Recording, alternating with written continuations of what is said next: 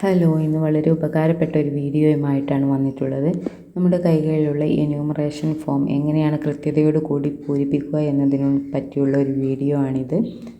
ഈ വീഡിയോയുടെ അവസാന ഭാഗത്ത് ഈ ഫോം വളരെ കൃത്യതയോട് കൂടിയും വ്യക്തതയോട് കൂടിയും എങ്ങനെ പൂരിപ്പിക്കാമെന്ന് വിവരിച്ചു തരുന്ന ഒരു വീഡിയോ ക്ലിപ്പ് കൂടി കൂട്ടിച്ചേർത്തിട്ടുണ്ട്. അപ്പോൾ ഫോമിലേക്ക് വരികയാണെങ്കിൽ മുകളിലായിട്ട് 5 കോളങ്ങൾ കാണാം. അതിൽ ഒന്നാമത്തെ കോളത്തിൽ വോട്ടറിൻ്റെ പേരും വിലാസവുമായിരിക്കും കൊടുത്തിരിക്കുക. രണ്ടാമത്തെ കോളത്തിൽ വോട്ടർ പട്ടികയിലെ വിവരങ്ങൾ 2025 വോട്ടർ പട്ടികയിലെ വിവരങ്ങൾ നൽകിയിരിക്കും. അതുപോലെ മൂന്നാമതായി QR കോഡ് കാണാം. നാലാമതായി വോട്ടർ IDയിലെ വോട്ടറുടെ ഫോട്ടോയാണ് അവിടെ ഉണ്ടാവുക. അഞ്ചാമത്തെ കോളത്തിൽ വോട്ടർ IDയിലെ പഴയ ഫോട്ടോ നിങ്ങൾക്ക് മാറ്റണമെന്നുണ്ടെങ്കിൽ അഞ്ചാമത്തെ കോളത്തിൽ ഒരു പാസ്പോർട്ട് സൈസ് ഫോട്ടോ നിങ്ങൾക്ക് കൂട്ടിച്ചേർക്കാവുന്നതാണ്. ഇനി നമ്മൾ പൂരിപ്പിക്കേണ്ട ഭാഗങ്ങൾ ഏതൊക്കെയെന്ന് നമുക്ക് നോക്കാം. 3 ഭാഗങ്ങളാണ് ഫോമിൽ നമ്മൾ പൂരിപ്പിക്കേണ്ടതായിട്ട് വന്നിട്ടുള്ളത്. ഒന്നാമത്തെ ഭാഗം നോക്കുകയാണെങ്കിൽ അത് നിർബന്ധമായും നാം പൂരിപ്പിക്കേണ്ട ഒരു ഭാഗമാണ്. അവിടെ വോട്ടറുടെ ജനന തീയതി, ആധാർ നമ്പർ, മൊബൈൽ നമ്പർ എന്നിവയെല്ലാം എഴുതി ചേർക്കണം. കൂടാതെ വോട്ടറുടെ പിതാവിൻ്റെ പേര്, പിതാവിൻ്റെ എപിക് നമ്പർ എന്ന് പറയുന്നത് വോട്ടർ ID കാർഡിലെ നമ്പറാണ്. അതുപോലെ മാതാവിൻ്റെ പേര്, മാതാവിൻ്റെ എപിക് നമ്പർ, പങ്കാളിയുടെ പേര്, പങ്കാളിയുടെ എപിക് നമ്പർ, ഇവയെല്ലാം ഒന്നാമത്തെ കോളത്തിൽ നിർബന്ധമായിട്ടും നമ്മൾ എഴുതി ചേർക്കണം.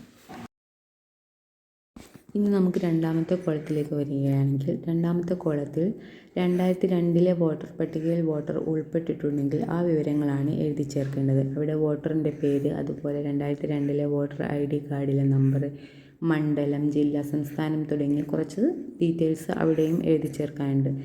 ഇനി മൂന്നാമത്തെ കോളത്തിലേക്ക് വരികയാണെങ്കിൽ മൂന്നാമത്തെ കോളം എല്ലാവരും പൂരിപ്പിക്കേണ്ടതായിട്ടില്ല.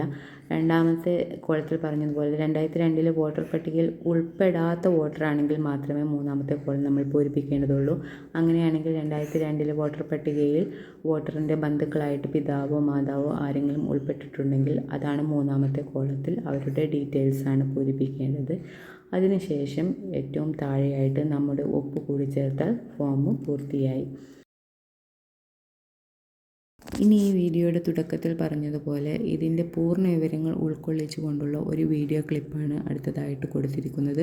അത് പൂർണ്ണമായിട്ടും നിങ്ങൾ കാണാൻ വേണ്ടി ശ്രമിക്കുക.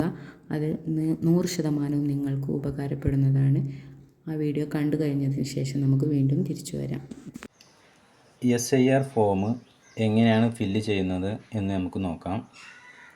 BLO ഒരാളുടെ 2 ഫോമാണ് ഇതേ രൂപത്തിൽ 2 ഫോമാണ് കൊണ്ടുവരിക. അതിൽ ഒന്നാമത്തെ ഫോം നമ്മൾ പൂരിപ്പിച്ച് വീട്ടിൽ തെളിവായി സൂക്ഷിക്കണം. രണ്ടാമത്തെ ഫോം BLO കൊണ്ടുപോവുകയും ചെയ്യും. നമുക്ക് പൂരിപ്പിക്കുന്നത് നോക്കാം. ഇതിൽ 3 ഭാഗങ്ങളാണുള്ളത്.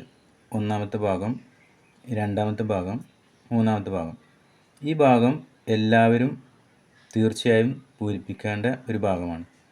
അതിൽ ജനനത്തീയതി, ആധാർ നമ്പർ, മൊബൈൽ നമ്പർ, പിതാവിൻ്റെ പേര്, വോട്ടറുടെ പിതാവിൻ്റെ പേര്, അതേപോലെ പിതാവിൻ്റെ എപിക് നമ്പർ എന്ന് പറഞ്ഞു കഴിഞ്ഞാൽ നമ്മൾ ID കാർഡിൻ്റെ ഈ ഭാഗത്ത് കാണുന്ന FQJ31 രൂപത്തിലുള്ള നമ്പറാണ് FQJ നമ്പർ. അതേപോലെ മാതാവിൻ്റെ പേര്, മാതാവിൻ്റെ എപിക് നമ്പർ. ഇനി പങ്കാളിയുടെ പേര്, ഭർത്താവ് അല്ലെങ്കിൽ ഭാര്യ, അവരുടെ പേര്, അവരുടെ എപിക് നമ്പർ. ഈ ഭാഗം എല്ലാവരും പൂരിപ്പിക്കേണ്ട ഭാഗമാണ്. അത് കഴിഞ്ഞ് അവസാന SIRൻ്റെ വോട്ടർ പട്ടികയിൽ ഉൾപ്പെട്ട വോട്ടറുടെ വിശദാംശങ്ങൾ, അഥവാ 2002 വോട്ടർ പട്ടികയിൽ ഈ ആൾ ഉൾപ്പെട്ടിട്ടുണ്ടെങ്കിൽ ഈ ഭാഗത്താണ് പൂരിപ്പിക്കേണ്ടത്. അത് ആ വോട്ടറുടെ പേര്, ആ 2002 എന്താണോ എപിക് നമ്പർ അത് ഈ ഭാഗത്ത് എഴുതുക. അതേപോലെ അതിലുള്ള ബന്ധുവിൻ്റെ പേര്, അത് ഉദാഹരണം 2002 വോട്ടർ പട്ടിക, ഇതിൽ ഒരു മുനീറ എന്നുള്ളൊരു പേര്, അതിൻ്റെ ബന്ധു അബ്ദുൽ ഹമീദ്, റിലേഷൻ ഫസ്റ്റ് ഈ കോളത്തിലുണ്ടാവും. അത് എന്താണ് റിലേഷൻ, തപ്പീന്ന് എഴുതിയിട്ടുണ്ട്, പിതാവ്.